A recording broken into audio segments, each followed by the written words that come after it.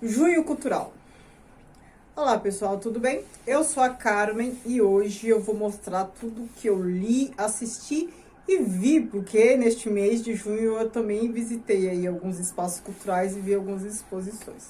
Primeiro eu vou mostrar o que eu li no Kindle. Eu li bastante coisa no Kindle, acho que umas 4 obras, algumas bem curtas, né? Eu vou mostrar pra vocês, melhor, vou comentar aqui com vocês.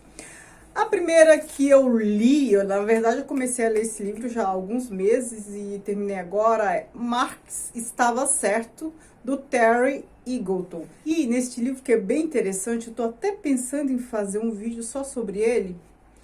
Ele apresenta críticas que fazem ao Marx e depois ele rebate essas críticas. Então ele apresenta acho que umas 10 teses preconceituosas, senso comum, sobre Marx. E aí ele vai esclarecendo, pontuando um por um dos aspectos negativos que a crítica apresenta. E assim, fica bem evidente que as pessoas falam demais de Marx sem conhecer, sem ter lido, ou ter lido superficialmente. E eu gostei muito de ler, acho que eu vou fazer um vídeo. Me digam se vocês querem. Se vocês acharem que não é necessário, que é política, não está interessado, e eu não faço. Aí os outros 3 que eu li foi por conta de vocês. Sim, porque eu coloquei lá no Instagram, aí aproveitando, peço para você me seguir no Instagram, peço já para você curtir este vídeo, peço para você se inscrever neste canal, caso ainda não seja inscrito, que comente e compartilhe esse vídeo, tá bom? Lá no Instagram, eu perguntei assim, que livro vocês indicariam para uma pessoa que quer saber mais sobre cultura japonesa? Alguma coisa assim. Depois eu fiz o mesmo pedido também sobre cultura grega moderna, mas aí tive menos adesão. Sobre cultura japonesa, muita gente me indicou bastante coisa. E por conta disso, eu acabei por adquirir alguns e-books, livros curtinhos sobre cultura japonesa, e porque eu não conhecia quase nada, ainda não conheço, claro, e eu acho que eu li pouca coisa, se é que já havia lido alguma coisa antes desses 3. Bom, mas enfim. Mas muita gente me indicou bastante coisa, gostei bastante, como vocês são iniciados, né, na cultura, na leitura, pelo menos de literatura, né, japonesa, gostei bastante. E aí, por conta disso, eu adquiri 3, vou ver se adquiro mais. São livros bem curtos, né? Facinhos de ler, a leitura rápida, alguns bem poéticos. O primeiro que eu li foi o livro do chá do Kakuzo. Não sei se é assim que se pronuncia. Ele conta a história do chá, não é um livro de ficção, é não ficção. Ele conta a história do chá e como a história do chá faz parte da cultura. E aí a gente começa a aprender um pouco do contexto. Muito bom o livro, toda a simbologia por trás desta cerimônia do chá.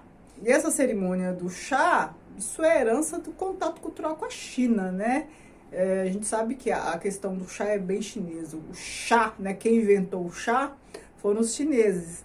E como o Japão é próximo, sempre esteve em guerra, enfim, todas essas questões políticas, a cerimônia do chá também acabou por fazer parte da cultura deles. E toda a simbologia, todo o mise-en-scène, todo o ritual, é bem legal, gente, muito bom. E aí, por conta dessa cerimônia do chá, eu aproveitei e li o outro que se chama Mitsuru. Tsuru é aqueles origamis, né? Que também começa com a cerimônia do chá. Mitsuru é do Kawabata, ou não sei se, ou Kawabata, não sei como se pronuncia, gente, me corrija aqui embaixo. É a história de um rapaz que vai numa cerimônia de chá e lá ele encontra 2 ex-amantes do pai dele, 2 senhoras, o pai dele já morreu. E aí uma das amantes tem uma filha, a outra tem, acho que é filha ou sobrinha, já nem lembro mais. Eu li, depois já li outros, enfim. E uma fala mal da outra, enfim. Ele se envolve ali com elas, e eu não vou falar mais para não dar spoiler, mas há um envolvimento ali dele com elas, com as senhoras, com a filha de uma das senhoras e tal.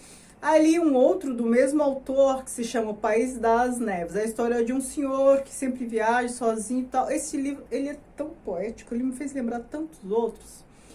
Ele viaja e conhece uma moça bem jovem, que é geisha, aí tem ali uma relação meio platônica, meio de amizade, uma relação complexa, sabe? parece que ele precisa da amizade dela, né? Ele tem uma carência, um amor platônico, e tem todo aquele lance da geisha, né? Que não é uma prostituta, é uma mulher com uma posição social bem diferente do que a gente tem aqui no Ocidente, enfim. É um livro super poético, é um livro muito bonito. Agora vamos às leituras físicas. Acho que o primeiro que eu li no mês de junho foi este aqui, O Americano Tranquilo, do Graham Greene. Eu tenho 3 livros ou 4 desse autor e nunca havia lido nada. Eu nem sabia a que se referia esse Americano Tranquilo. Aqui a gente está numa situação de guerra da Indochina. Aí a gente tem um jornalista inglês, este Americano Tranquilo, e é esse jornalista inglês que chama ele de Americano Tranquilo, são amigos e tal. E os dois se apaixonam pela mesma mulher, uma vietnamita. É um livro que me fez lembrar o filme Indochina, aquele com a Catherine Deneuve, e me fez lembrar um outro livro, O Amante, da Marguerite Duras, que é um livro muito bom, também sobre este momento histórico, o filme também, né? E eu gostei bastante. O outro que eu li é Ivanhoe, do Walter Scott. Este é o primeiro romance histórico de que se tem notícia, né? Considerado o primeiro romance histórico. O Walter Scott escreveu esse livro, acho que no século XIX, e fez um romance que, além de ser histórico, também é uma novela de cavalaria. Por quê? Porque se passa durante a Idade Média. Então a gente tem aqui vassalo, sabe? Aquela disputa. Qual é o período narrado? O que faz parte da história aqui? A gente está falando da Inglaterra, né? E aqui, aqueles conflitos do Ricardo Coração de Leão, o trono, os Henriques e tal.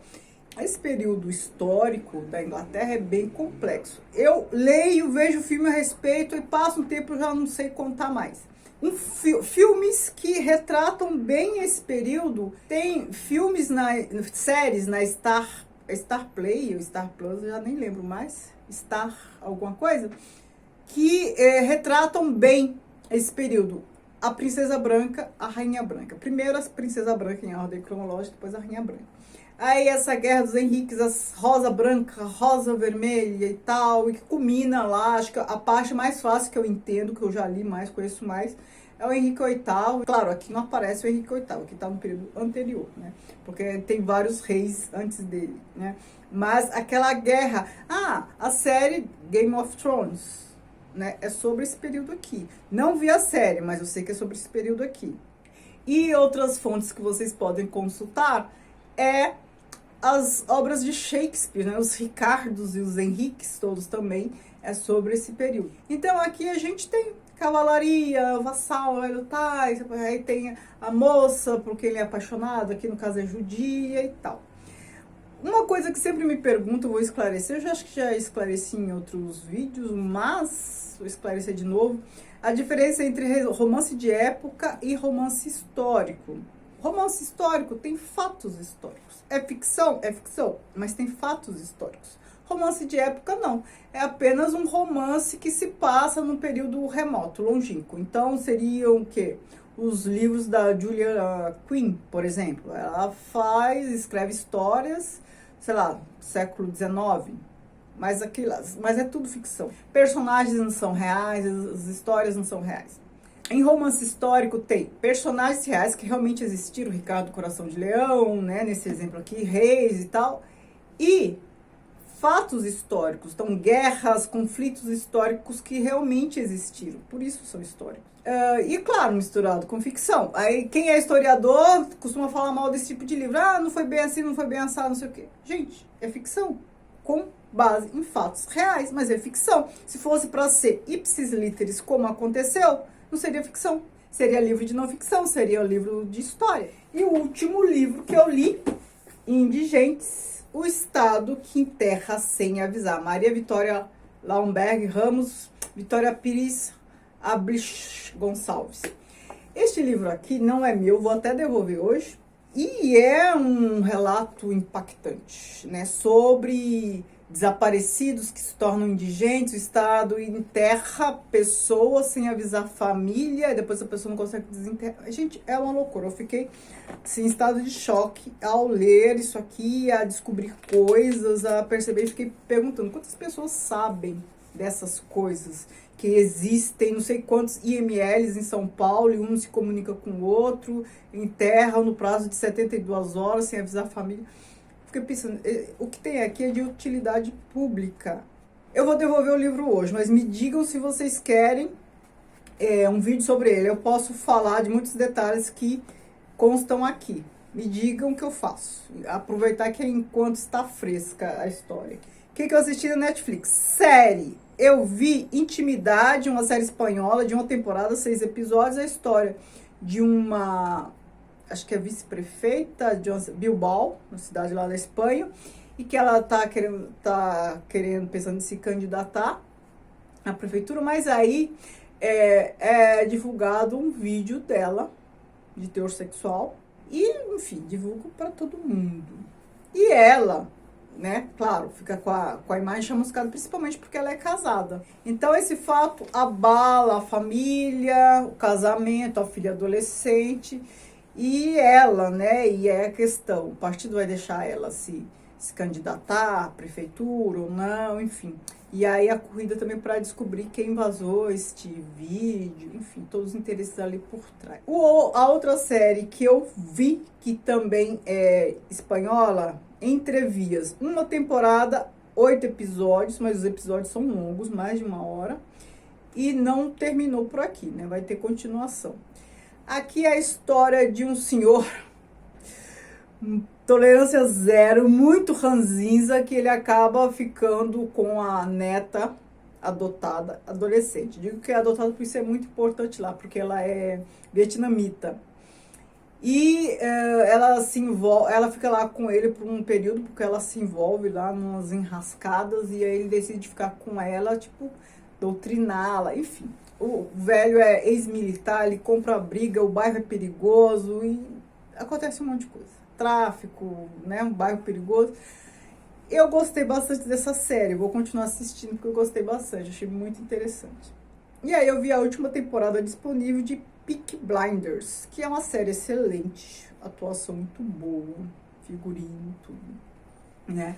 A gente tá aqui falando de uma série ali do começo do século XX. O Tom Shelby, personagem principal, ele foi combatente na Primeira Guerra, então tem todos aqueles traumas de guerra e tal, e ele se tornou ali o manda-chuva do pedaço. Ele e a família dele, enfim. Eles, assim, de vira-latas, considerados vira-latas porque são famílias de ciganos, então sofrem muito preconceito, eles acabam se tornando ali os manda-chuvas do pedaço, se envolve com um monte de coisa, claro. Contravenção, tudo contravenção, contrabando, mata, enfim... E a família toda envolvida e tal. Mas aí também tem operações bem perigosas, ele mais próximo do primeiro-ministro, Churchill, então ele tem uma proteção. Mas é uma série muito boa e parece que vai continuar, viu? E aí eu vi um filme na Netflix, Memórias de uma Geisha. Percebam porque eu pedi indicações de livros sobre a cultura japonesa. Porque eu vi o filme Memórias de uma Geisha, que está disponível recentemente na Netflix, mas é um filme antigo, né?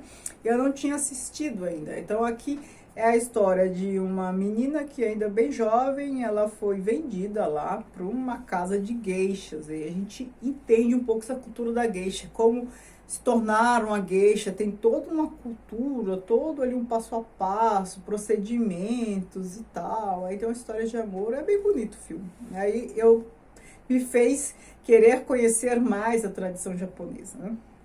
Amazon. Eu vi só filmes. Filhas do Sol. A gente tem mulheres curdas lutando, né, nessa guerra, numa dessas várias guerras do Oriente Médio, nessas divisões todas que fazem desses países, né? Sempre etnias ficam sem terra, sem país. Né? Os curdos, né, na divisão atual que a gente tem, os curdos são uma etnia sem país. E aí sempre dá conflito, né, gente? Porque é sempre assim, o primeiro mundo decidindo o que os países subdesenvolvidos, o terceiro mundo, decidindo como eles têm que viver e tal. E vai lá, faz aquela divisão, você vai ficar cá, você vai ficar cá. E com isso eles separam etnias. Então, assim, a etnia pode não ter país, mas fica metade num país, metade no outro, e sem um país seu. Então, etnias inimigas num país só, etnia, né, que fica metade de um canto, metade do outro, separa o que não é para separar, junto o que não é para juntar.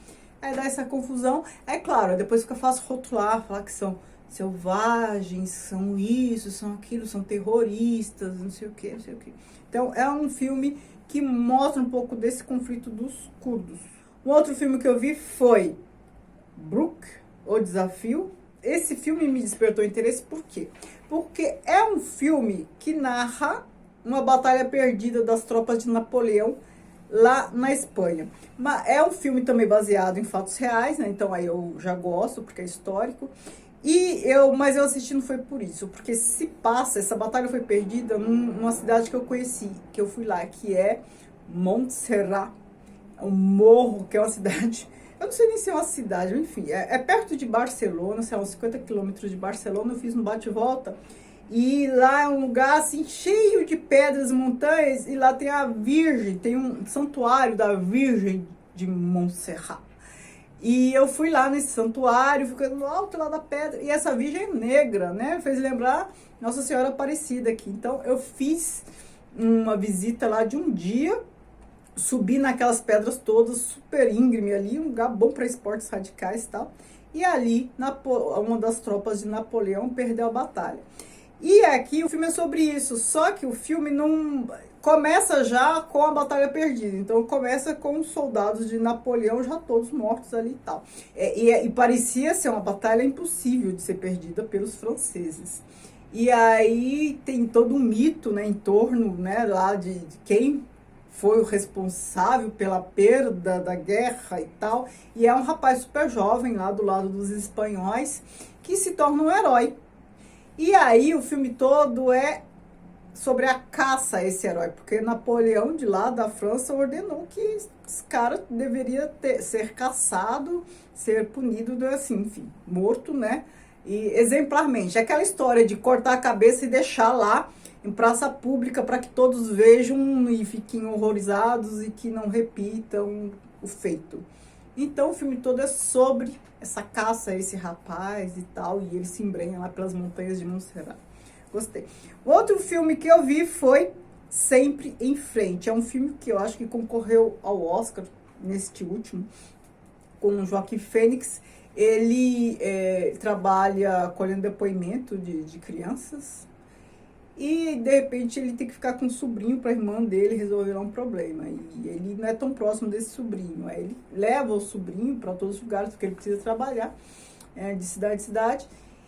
E tem uma relação ali meio conflituosa. É engraçado que essa relação dele com o sobrinho, né, um menino acho que de 9 anos, vai até curando ele, fazendo ele pensar nos seus próprios traumas e tal, né? É um menino bem inteligente, mas também difícil de lidar, né? Porque a mãe dele se afasta, deixa com o tio por um período, porque a mãe tem que cuidar do pai dele, que está com problemas de saúde. E ali tem todo um lance ali familiar, ali de o irmão e a irmã terem ficado sem se falar por um tempo, a morte da mãe deles. Então, assim, com esta relação, com essa necessidade de ter cuidado do menino, vem à tona todo um passado recente ali de traumas e conflitos, né? Eu gostei, é um filme sensível. Agora eu vou contar o que eu vi de exposição. Num dia eu só vi 6 exposições, né? Então, um dia eu só fui ali na Avenida Paulista, fui em 3 espaços diferentes. Cada espaço eu vi 2 exposições. O que eu aconselho quem estiver em São Paulo, tiver a oportunidade de ir no Itaú Cultural, ver a exposição do Bispo do Rosário. Bispo do Rosário foi um homem, um cara que ele viveu a vida toda dele no manicômio, ele tinha esquizofrenia. Ele foi descoberto por uma reportagem do Fantástico na década de 80, que ele ficou famoso. Ele ficava lá no hospício produzindo coisas. Ele tinha lá os seus surtos e tal, e ele se sentia assim um enviado de Deus. Ele dizia que tinha tido lá uma revelação que ele tinha que salvar o mundo. Então ele ia produzindo coisas para levar como se fosse numa arca de Noé. E a produção dele, ele era tão produtivo que era uma coisa impressionante. Eu deixei no Instagram algumas coisas dele lá. É impressionante a capacidade criativa dele. Ele construía barcos com riqueza de detalhes, playground, um monte de coisas, gente. E ele já tinha sido boxeador, já tinha sido marinheiro, e foi bastante coisa, assim. E ele trazia todas essas memórias para o artesanato dele. Ele bordava, ele costurava, então tem fardas dele bordadas, assim. Trabalho impressionante. Eu já falei para vocês num vídeo recente, né? Como a arte, como essas pessoas que têm algum problema mental têm uma sensibilidade para essa questão artística, tem uma sensibilidade ímpar, uma razão em comum, né? Uma sensibilidade ímpar que acaba sendo expressa por produção artística. É impressionante. Se vocês forem, faça uma visita guiada, que aí tem um mediador que explica direitinho a vida dele. É assim, foi uma coisa fantástica. Adorei ver. Então eu fui no Itaú Cultural, na Japan House e no SESI da Avenida Paulista. Em todos tem exposições bem legais. Só vou fazer referência. Lia de Itamaracá, lá no Itaú Cultural. O Bispo do Rosário também no Itaú Cultural.